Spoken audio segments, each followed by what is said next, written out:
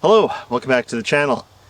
Today we're back in the rose garden, but I'm not really going to be doing anything per se in the rose garden other than a little bit of weeding you just saw me do, because it's going to be stupid hot today again, like it's been. You know, we're into summer.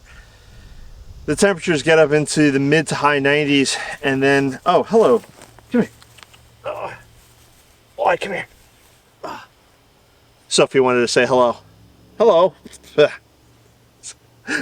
So it's going to be a little toasty today, and unlike quite a bit of the western part of the country where they have the really high temperatures, we have humidity here in the south, and it just makes everything that much worse. You sweat and the sweat doesn't evaporate, therefore there's no cooling. It's just miserable. So combine that with a lack of breeze, although today I think there is a slight breeze, which is somewhat helpful. Either way, I won't be doing any planting today, maybe this evening. And I think what I'm going to do going forward when I start filming what I'm doing here in the rose garden is film myself doing whatever it is I'm doing at night, whether it's planting or weeding or something else.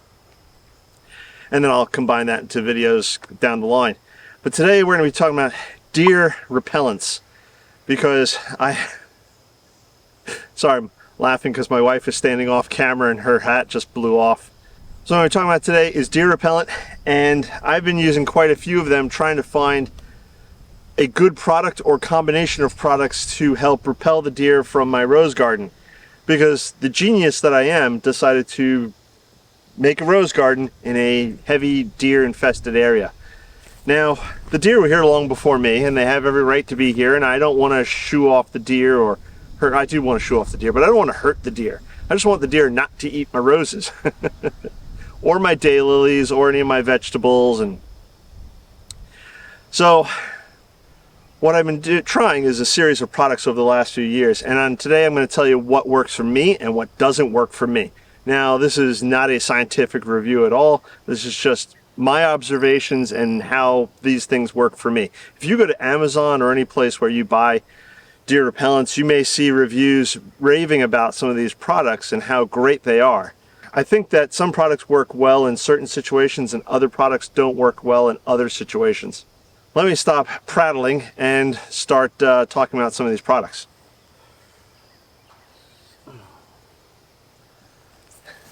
The first one on my list here, and probably the worst one, is this product. I forget the name of it, I'll post it up over here. But it's supposed to be inside this plastic little container here. It's supposed to be dried deer blood or some sort of dried blood-like substance that's supposed to chase the deer away, you know, because they'll smell it and they'll think, oh God, there was a kill here recently and I have to be elsewhere. This doesn't work for me at all. I have never seen this work in the slightest. I've put these somewhat close together, I've spread them apart. For me, it doesn't work. The deer come by, they stick their nose right up to it, and they march right past it. It doesn't seem to do anything. So the dried blood doohickey thingamabob, maybe in certain circumstances, in certain areas, under certain conditions, this works like a charm. Here, doesn't work. I think part of it may be the humidity and or lack of breeze, because the odor's not traveling, and therefore the deer just don't care. They just smell something a little funny and they just keep on walking. On to the next product. Right back behind me over here, you see these colorful flags. I believe these are Tibetan prayer flags. Bought them off of Amazon, pretty cheap. I got the idea from Cog Hill Farm.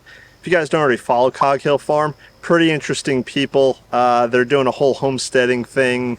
They're different from a lot of other homesteaders I've seen, how they grow things and do things, and pretty much all of their animals are pets. They have cows and pigs and birds of all sorts. And either way, Jason over at Cog Hill Farm turned around and had on his old farm, not the new one because they have a new farm, and that's a whole nother thing. Go go check out Cog Hill Farm. Either way, had Tibetan prayer flags around his vegetable patch, and it seemed to work to a degree to keep the deer out. Now, I've seen similar things done with other YouTubers where they'll put up party flags or anything that's flapping at a certain height. The deer, they really don't necessarily want to jump over or through or around it, so they'll try to avoid it. And the reason I have them here towards the back is there's a bit of a space where they can clearly jump over the 4-foot fence and have clear line of sight as to where they're going to land. If a deer can't clearly see where they're going to land, they won't necessarily want to jump over the initial obstacle. So the prayer flags help break sort of that whole thing. Like, you know, they're not sure it's moving. I don't know if I want to jump over this. So they won't really jump over that. So not necessarily repellent, but it sort of helps prevent them from getting into the vegetable garden at that location. They'll find other places to get in, but there, sort of safe. Next product. So this is a new product to me. I just started using it recently. This is Go Away Deer and Rabbit Repellent. It's more of a granular substance, and I've been using it a little bit here and there, and I think it's kind of working.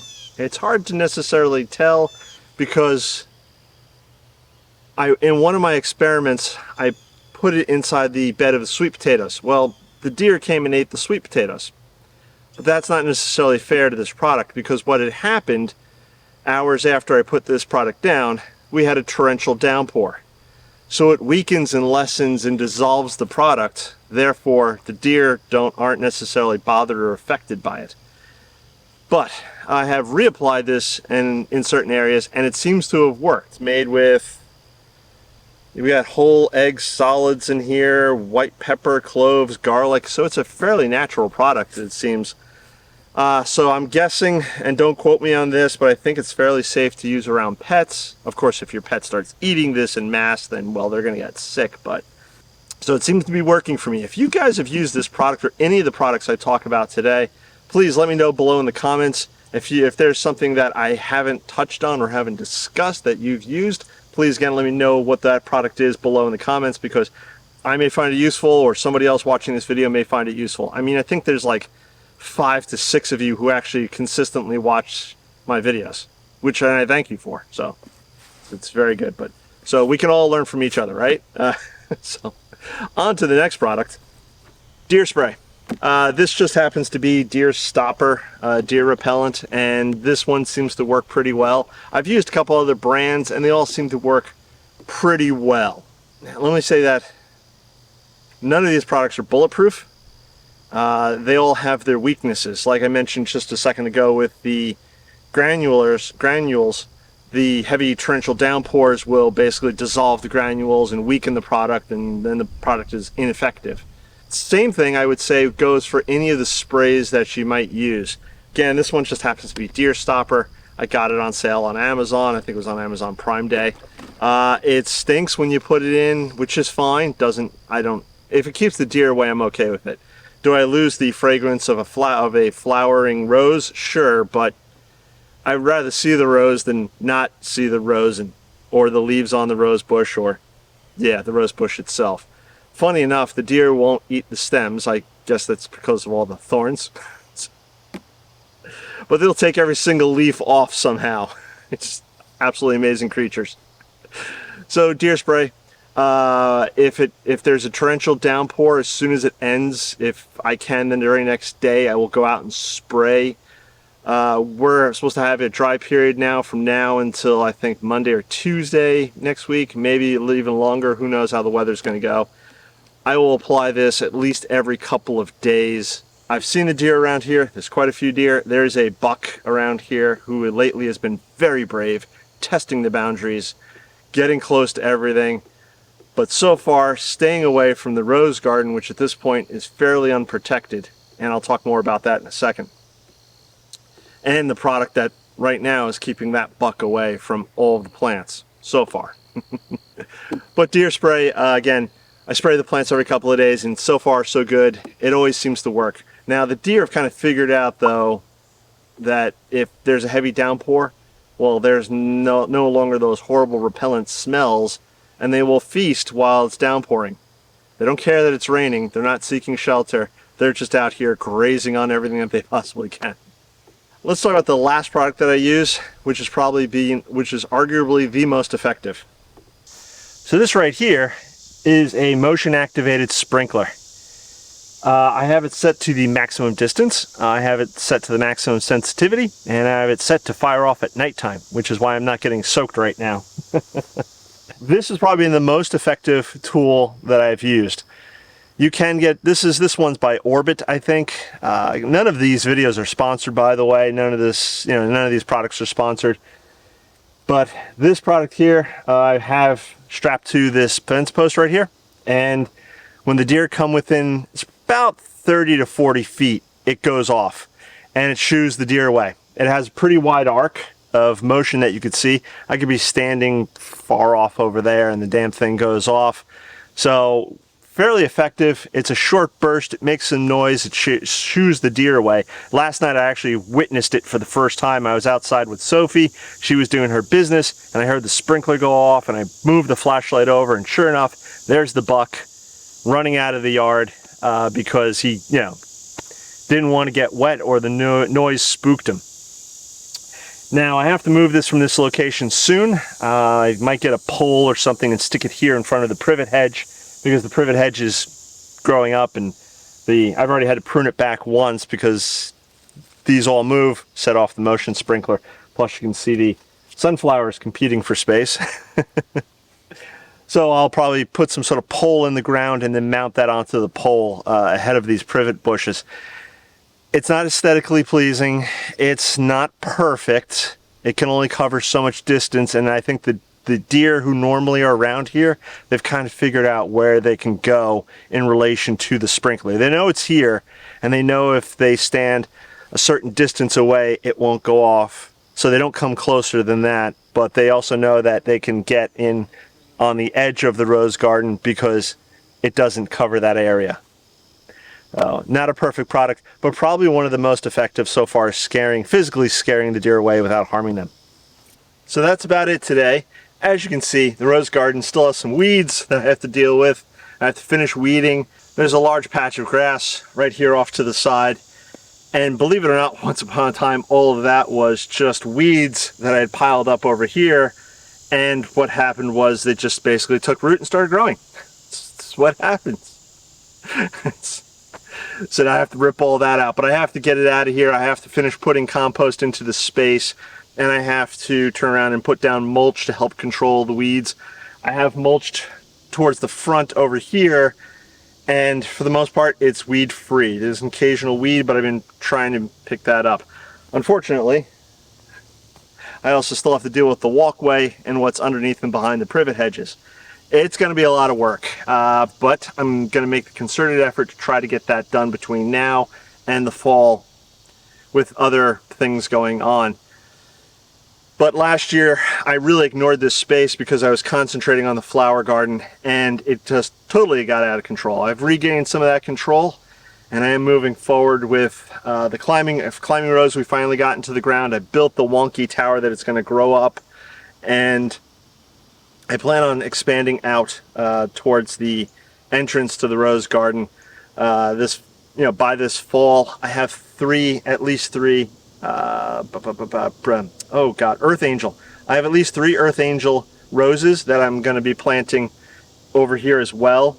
I have a Japanese holly that I'm going to plant in this space. I have another Japanese holly that I'll be planting in this space. And I have some primrose, evening scented primrose that I want to plant in this space. So all that is going to be coming up soon. The other thing I'm going to be doing this year in the fall / winter, probably / winter, is I ordered a lot of allium bulbs. Apparently deer don't like the smell of alliums. I've spoken to other people in the area who have alliums around their gardens. The deer still push the boundaries, so it's not a one-shot solution, but I will be planting some alliums into the rose garden itself, and hopefully that will help keep a lot of the deer at bay. And I think the optimal solution, for me at least, is going to be a layered solution. It'll be the sprinkler, it'll be the deer spray, it'll be the alliums. It's going to be a layered solution. So over the next few weeks, you're going to see more and more rose videos or rose garden videos. If there's something specific about the rose garden that you want to know or see, what varieties of roses am I growing? How am I handling my climbing rose? What am I doing with the front of the... Any questions, anything at all, please leave those comments below. I will try to answer them and again, keep you guys updated as to the progress. And again, it's going to be another hot one today, so I won't be doing any planting until this evening. And I'll shoot that video and combine that probably with some few other shorts or whatever. And you'll see all that stuff down the road. But we're definitely going to see the rose garden advance this year. It's not going to be done this year, but it's going to advance. So that's going to wrap it up for today. If you want, again, please leave those comments below. I do appreciate any old comments. Helps the YouTube algorithm, all that good jazz. If you didn't know, I have a website, growinggreenfinger.com. Be sure to check that out for more information on the garden and who and what I am. If you don't follow me on Instagram, do follow me on Instagram. I sometimes post pictures of Sophie here. If you don't want to follow me over on Instagram, you can still find my Instagram photos on the homepage of growinggreenfinger.com. Scroll all the way to the bottom. Oh, and if of course you haven't subscribed, please subscribe, click that bell icon to be notified when I do post up a new video.